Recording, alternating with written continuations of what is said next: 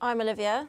I used to be in the army, and while I was in the army I met my now ex-boyfriend Dave, and when he deployed to Afghanistan he didn't come back, so I decided to run the marathon in his memory for Help for Heroes. I'm Harry.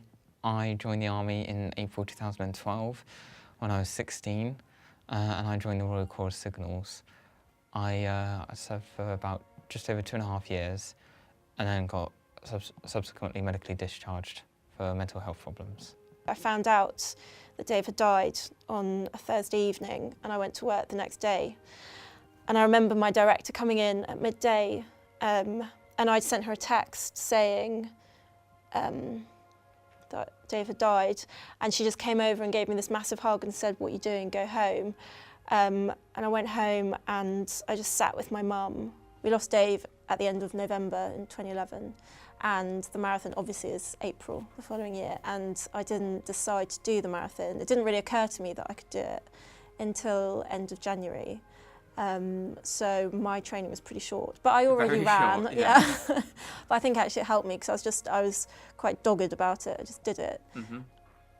The vision that I've always remembered from Dave's repatriation the week after he was killed is, as I got out of the car when we arrived at Brize Norton, I saw his plane coming into land, and as the rear wing touched down, I've always remembered that sight.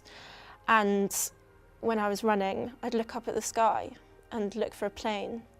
And then in that, I started looking up and I'd see a little bit of blue and I'd think Dave was with me.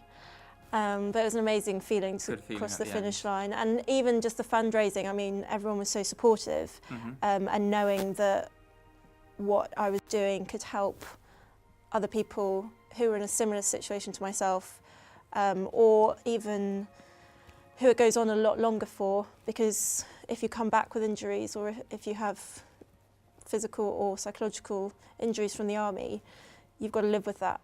Yes. And I was quite determined that everything I felt I'd use for positive. Absolutely. So you mentioned that it was quite hard to actually put your hand up and ask for help. What point was it, or at what point was it that you actually thought, I've got to do something about this? I had a mix between anxiety and depression and panic disorder.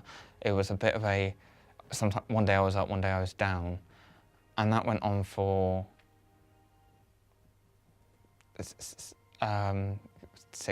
months before I really asked for help. There was an occasion where I sort of came close to considering an alternative, if I were to just jump in front of a bus tomorrow or something, would that solve all my problems? And I came close to considering it and planning it one time. And that darkness was really, just that I couldn't have it anymore. That was when I first realised there was something wrong with me. I know I couldn't see it, but there was something there, and I needed to get help.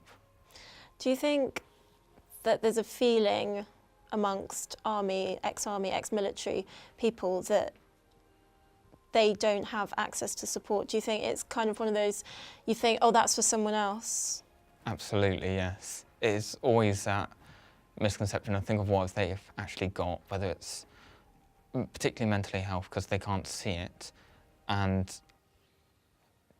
typically people are almost stereotyped a little bit. Oh, no, that's not me, I've not got that, or those symptoms. But mental health carries a lot of symptoms, a lot of range of symptoms with it. And it's hard to identify which ones of those they have to what they've got. Now that I think, this was back in 2015, so now I think how far I've come, I just sort of wonder what it was all for. Why did I wait so long to pick up the phone? And I just hope whatever work we do together ensures that nobody else does have to feel like that.